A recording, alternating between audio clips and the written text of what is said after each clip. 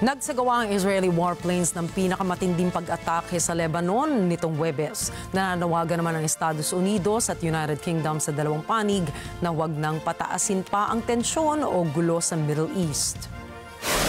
Ayon sa militar ng Israel, tinarget ng kanilang mga eroplano ang daan-daang barrels ng multiple rocket launchers sa timog ng Lebanon na nakahanda sanang iputok ng kanilang kalaban patungo sa Israel. Kasama rito ang mahigit 52 pambobomba sa nasabing lugar, ngunit wala pang ulat ng bilang ng mga nasawi.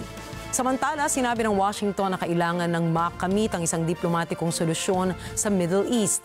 Nananawagan din si U.S. Secretary of State Antony Blinken na maghinay-hinay ang Israel. Anya, ayaw niyang makakita ng mga aksyon na magpapahirap na maipatupad ang kasunduan ng tigil putukan sa Gaza. Nanawagan rin ang London para sa agarang tigil putukan sa pagitan ng Israel at Hezbollah.